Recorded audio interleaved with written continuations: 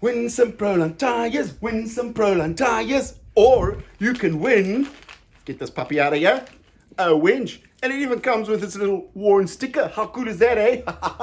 So guys, that's going to be this year's competition. Some guys need tires, some guys need a winch. Write me in the comment which of the two you need, and I shall put you in the draw. Now let's get back into today's video. Hey Dad, what you doing? I'm getting myself ready physically to pull the 35 Trepidors onto my new rims so we can finally get this puppy onto 35s. So on this week's show, we're putting the donut truck onto the 35-inch Trepidors. So, in order for me to get the 35s onto this truck, I need some new deep dish rims. So I got myself some off-road wheels from Goss, and they have a -32 offset. They're 15-inch, and I think they'll be perfect for those Trepidors. Now, pushing out -32 is going to actually give me a bit of problem while steering, but I'll worry about that later. So for now, all I need to do is get my valves out of the old rims and put them into these rims. And I don't really have the tools for that, but let me show you a little trick I got up my sleeve to get that done. So the new rims don't have any valve stems in them, so what I need to do is get the valve stems out of the old rim to be able to put them or reuse them in the new ones. So you can either put some WD-40 on there to lubricate this rubber around here, or you just get some soapy water, which I've already mixed here. I think the WD-40 works a little bit better in this case. So what you want to be doing is pulling the valve stem through the back of the rim.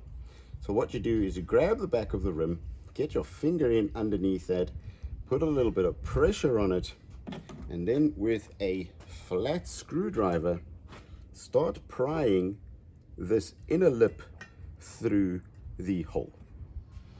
So I'm going to grab it from the back, pry my finger into the edge, and there where I'm prying it from the back or pulling it from the back, I will pry the screwdriver in from the top, just getting that little lip over the edge.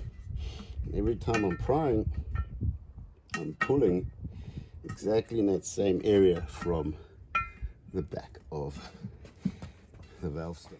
And you just keep at it until it just slides out. So all you're actually doing is you are moving this little lip, prying that in through the hole so that you can pull it out. Don't put a tool onto the back of this, because you would need this seal. You don't want to damage this seal when you place it onto your next rim. Let's get one of these boxes open.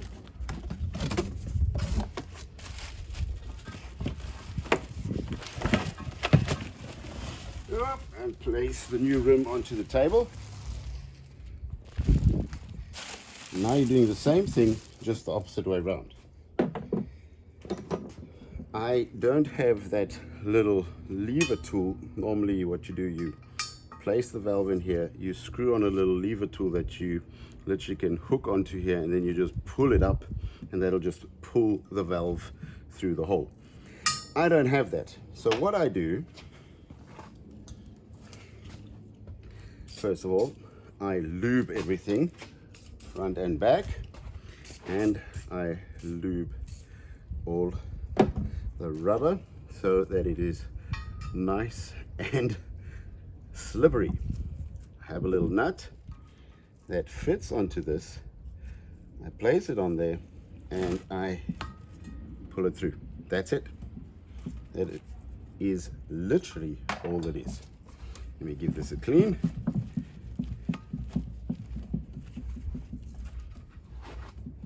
And there you go.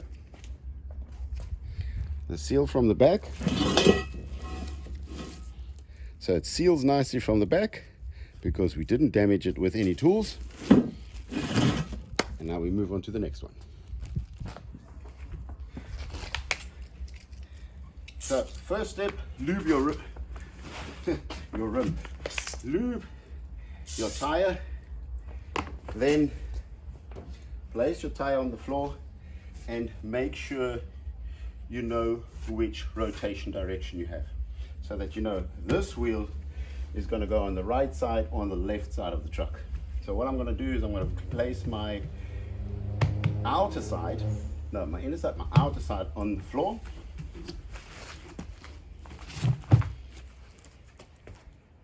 Take my rim, make sure my rotation is correct. In this case, where's my rotation? It is this way, and I want this tire to be sitting on the left side of the truck. So rotation is this way, and I place, hang on, it's going to be on the left side of the truck. Okay, yes, that's fine. Okay, 100%. If you make a mistake with the first one, it's actually not so bad. When you make a mistake with the third and the fourth one, you got to be taking your tires off the rim again. You might want to put some gloves on for this, because your fingers are going to be sore, really sore.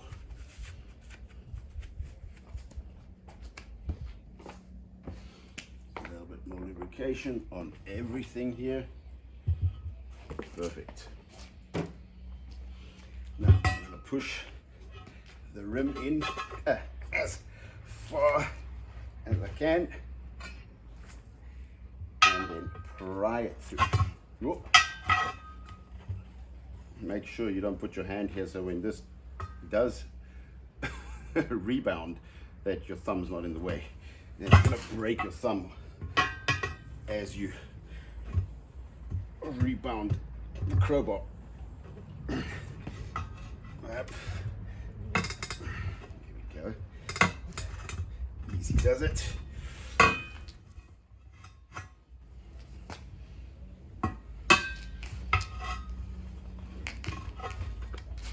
Always keep pressure with your foot on the rim.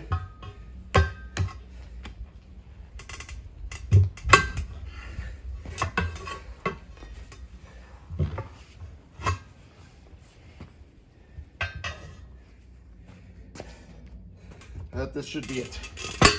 There we go. Hoo-ha.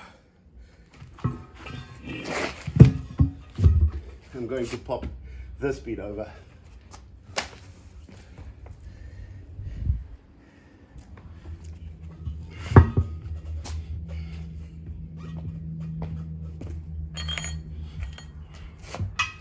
Take my Allen key and just stand on it.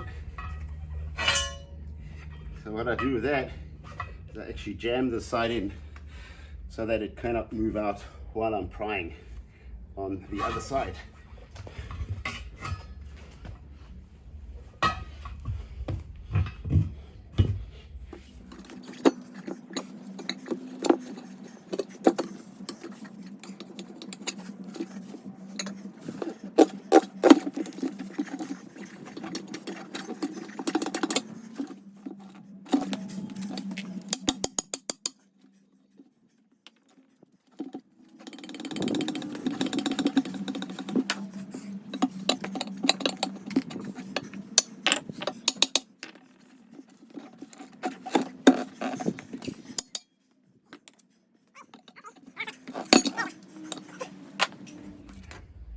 That is not easy. So now that we have this done,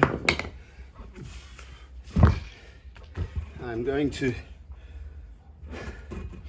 pop the inner bead over the rim.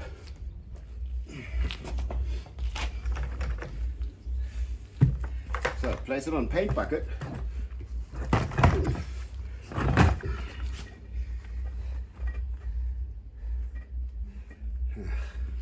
Other way around. No, actually it doesn't matter. I've already seated this side of the rim.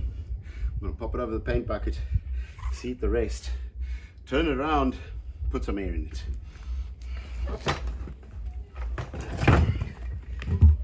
There we go. Try and push it just to accelerate the process a little bit. kind of feel underneath where it's sitting and where it's not. So this side is sitting all the way over to here. So this section is not seated. Oof. So let's pop this over the bead. I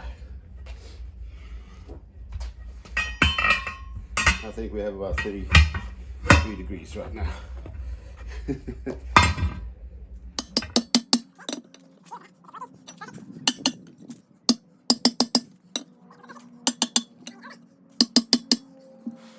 we go.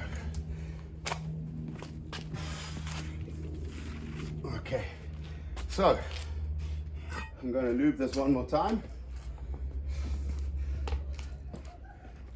because by now it has probably dried.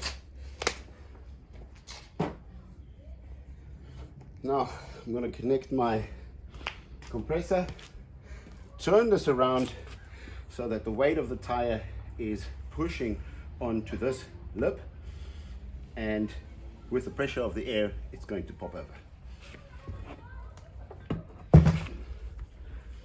Easy does it. As you can see, that is sitting perfectly. Okay, so not easy. Now it's probably better to do this the other way around so that you can actually just hook up your pipe to your valve on the top. All right, let's go. So by placing the tire onto the paint bucket, the tire is actually hanging over now and pushing the tire bead onto the rim. So now by airing it up, I should be getting air into here, and eventually it'll push that bead over the lip, or push the lip over the bead. Maybe the other way around.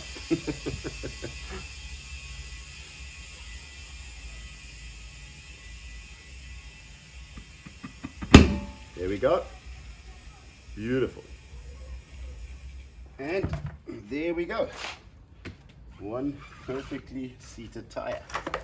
Both sides. Wonderful. Let's do the rest.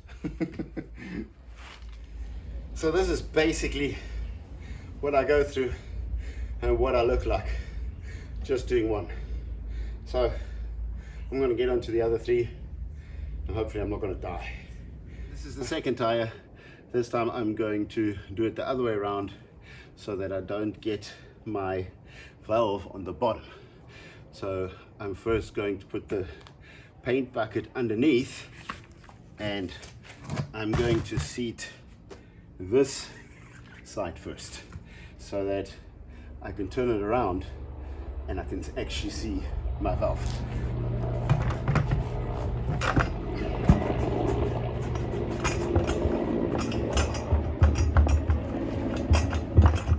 So that is seated. This side needs to be whacked in.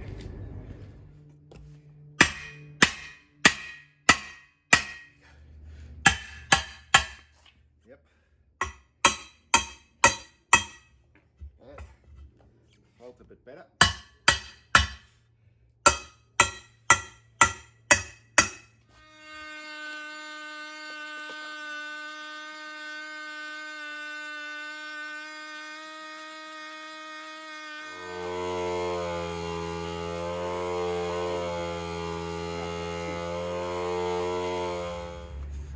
Don't forget, while you're doing this, to get the bead to pop over, keep the tire on the bucket.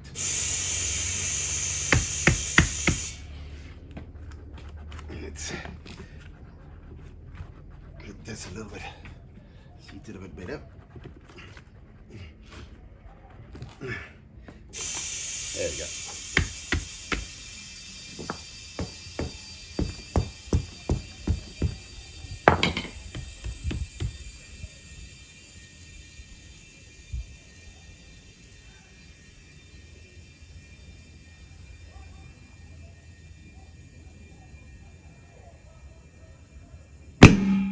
Wow, that was a big one.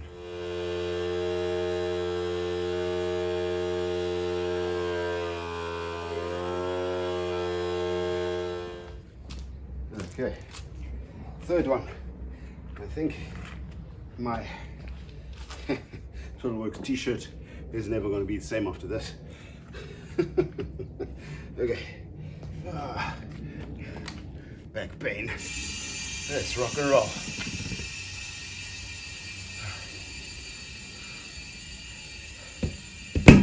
There we go. That was an easy one.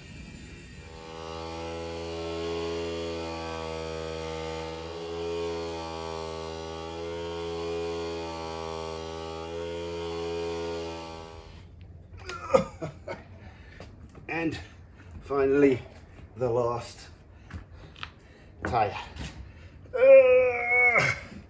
I'm in pain.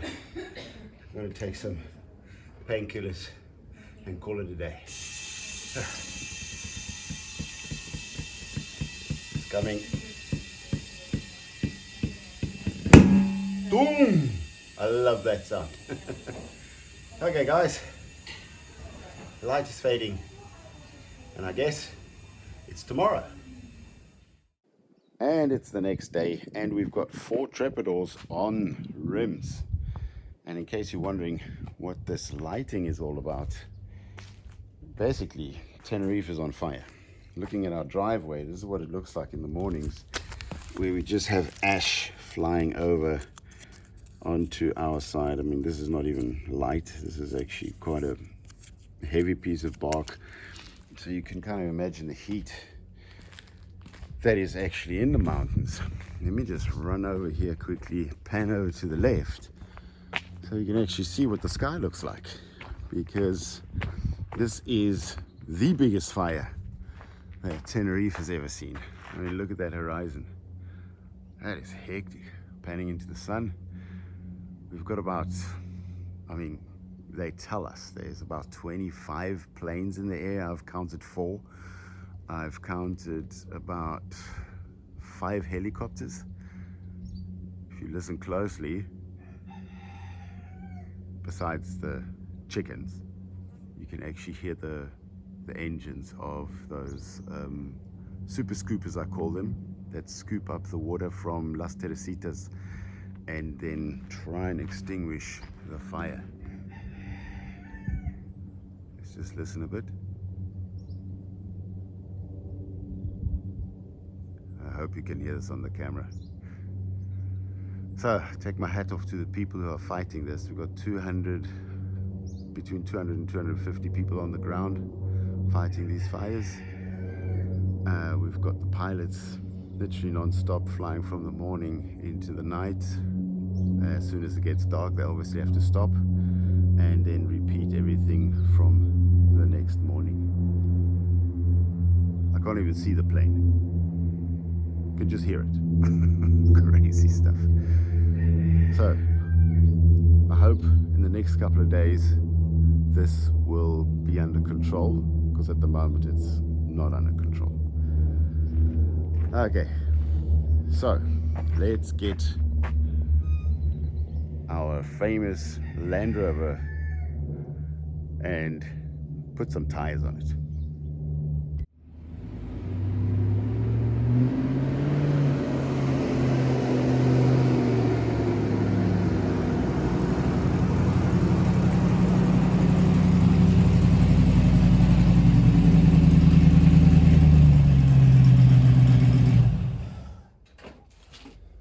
So I am wearing some ankle braces today.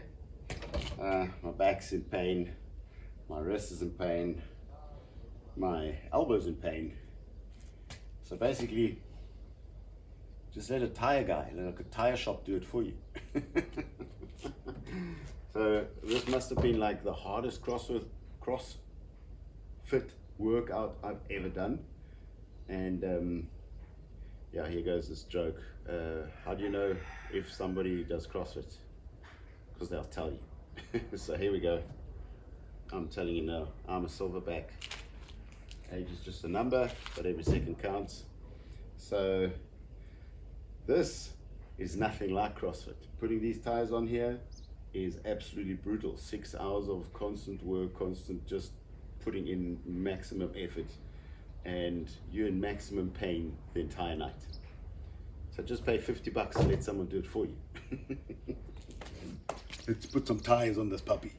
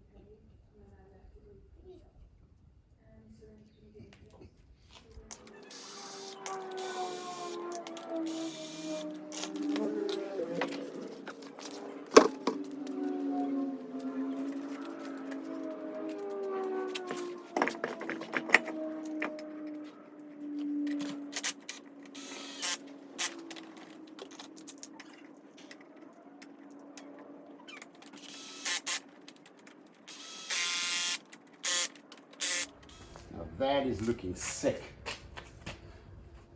I am just wondering how good my steering is going to be. The front section is actually fine because I've got a lot of space in there, but maybe I need to trim a little bit of the fender. I'm not too fussed about trimming the fenders either. Here's the donor truck in the end. So this body's coming off. Let's see how much steering I have without trimming the fenders, and if I will have to trim the fenders. Because later on I might be building a fire trench to actually keep fire away from a couple of houses down the road. Here goes nothing. A whole lot of work actually.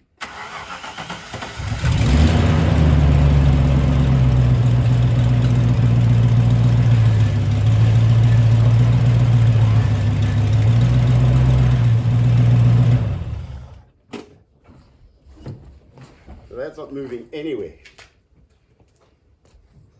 I'm gonna have to be trimming a line over here and maybe even take out this entire plastic piece. Yeah, that's not bad.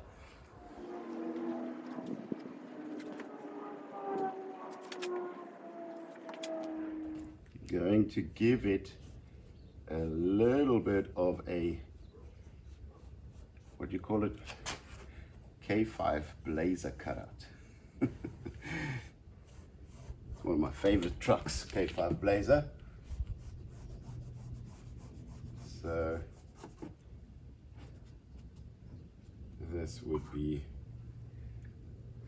a bit of a nicer shape than that. Let's go.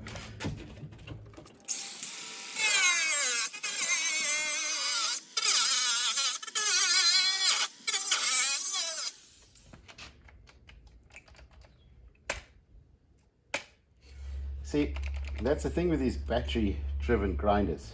Battery gets hot. There's a sensor in it that'll just shut it off.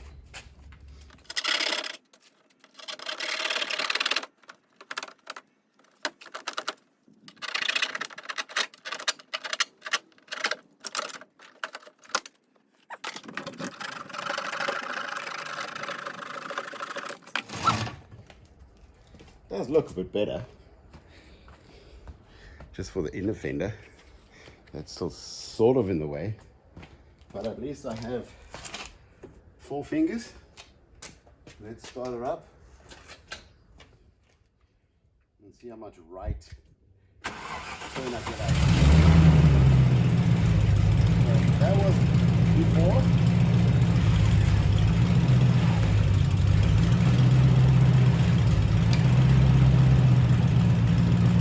That's almost full. quite a good cut. Let's do the other side quickly. I'm gonna eyeball this kind of with using the cut-off piece as a template. Kind of just putting it in a position and then tracing the cutout.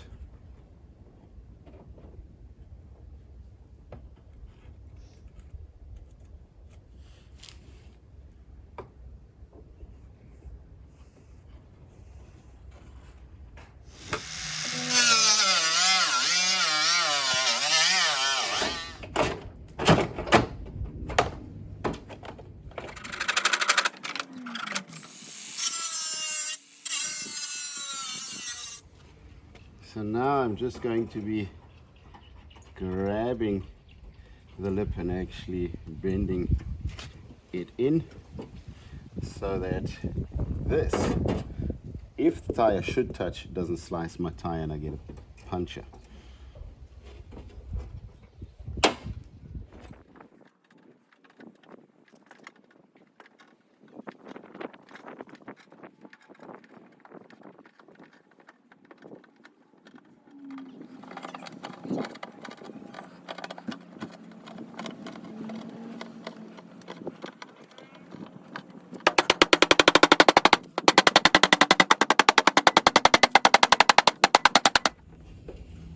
Yeah, that might be smooth enough.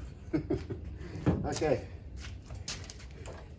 what we're going to do now is go for a quick test run, and then I will have to, well, this is my plan, to use the truck to actually mow down all the trees and all the bushes that are literally too close to my neighbor, and he's kind of scared that all those bushes will catch a light with the fire and burn his house down. So what we're going to do is try and keep a gap, a 5-meter gap or even more, tear everything down that's literally close to his house so that he has a fighting chance if the fire does come down to our side. And then I'm going to do the same to my house. So this is going to be a quick test run and then we're going to get to more work. Okay, so my tire pressure, tested all 4 tires. They're all on 0.6 bar.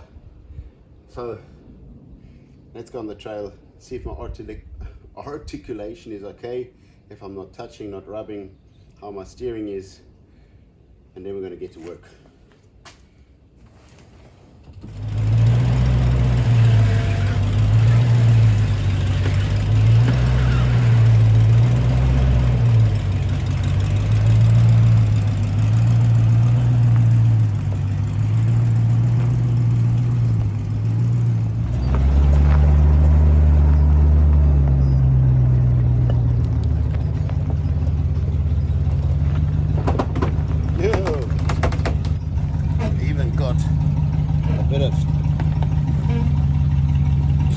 Rub on the back tires where I thought we wouldn't have rub. I thought they'd fit in there quite nicely, but they don't.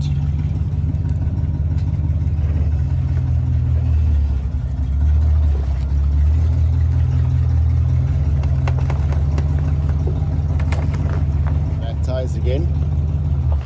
Whoa.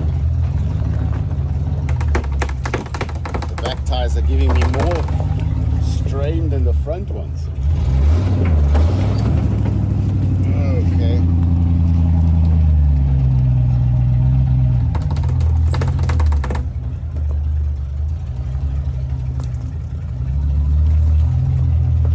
Coming up to my first obstacle. Let's see how she fares on this one. Oh my gosh. That is just crazy. Back tires, come on, pan over. I'm not even doing anything, I'm just driving up straight. The back tires are giving me quite a bit of strain. I guess I'll have to cut a bit out of that as well. But for now, we don't have time for that. So I'm just gonna see how much I can actually get out of the truck for the moment, because we have no idea if the fire is going to come down and when the fire is going to come down.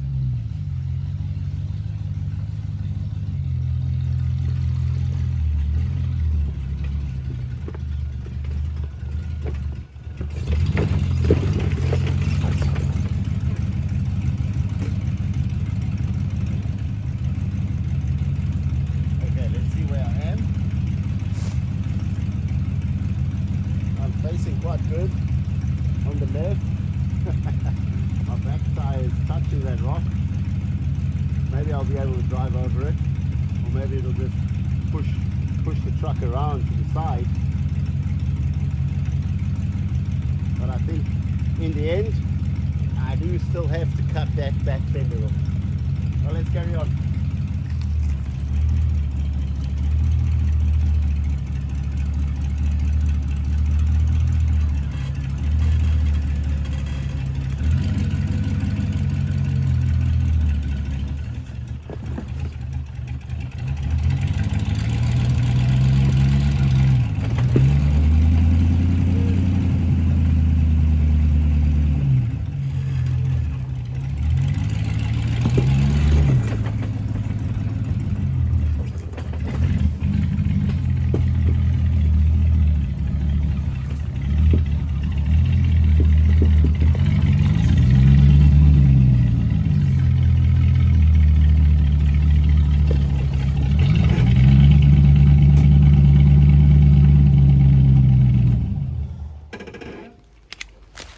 So our front cutout is working actually quite nicely, but swinging around this side, the back tire is taking quite a lot of strain. I mean, that is that is properly in there. And looking at it correctly, there where the door is actually cut out, I still actually do have a bit of space, but the actual fender is giving me some problems, although it's not causing harm. So I think for now I'm fine. So I think what I need to do now, get my chainsaw, and I kind of have to plow through this section here to get to the back of the house and protect the back of the house by just cleaning up all the old leaves and, you know, this kind of debris that's lying around, because this will just catch fire in an instant. So I'm going to cut down trees that are close to the house. I don't know, a 6 meter gap. I don't know if that's enough. Maybe I'll try 8 to 10 meter gap. So at least the fire has got less of a chance to actually spread. Because if you're looking at all this, it's just a lot of dry twigs and branches on top of a normal tree. So this stuff is going to catch a light like crazy. Anyway, guys, I don't want to bore you with all of this stuff. We got to get to work, and I am quite happy the way the donut truck is standing on the 35s. But in the end, we shouldn't worry too much about this body, because in the end, the black Jeep project is coming on top of this chassis. So guys, that's it for me for this week. Thanks for watching. See you next time. Bye.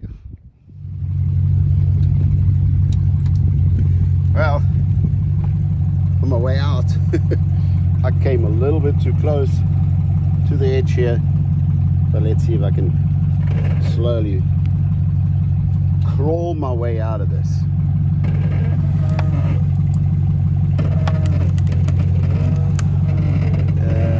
Okay, easy does it. Steering a little to the right. Actually, no, it's keeping it straight. As the back tire touches, I'll steer a little to the right. There we go. Easy. I love these Trepidors.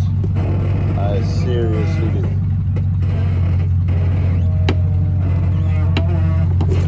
There we go.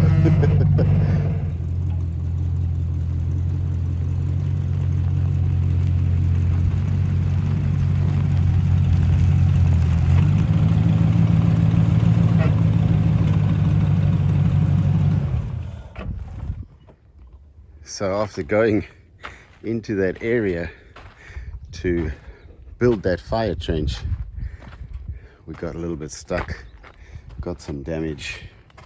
That gap in the bumper wasn't there. I think I did more damage to the light or the indicator. This has been pushed under completely, and the truck inside is full of dust. Literally everything is full of dust. Hectic. And now I can show you why I need to trim the back fenders as well. It's actually ripped it out completely. I don't actually put my finger in there. I mean, this is all rusted. This is all, I mean, although it's aluminium, I don't know if the seals or whatever it is, or maybe part of this is not aluminium. Maybe this part, I mean, it looks rusted, so maybe this part is metal and only that part is aluminium. But as you can see, those back fenders need to be trimmed as well. Yeah, that's so much for trying to build a fire trench.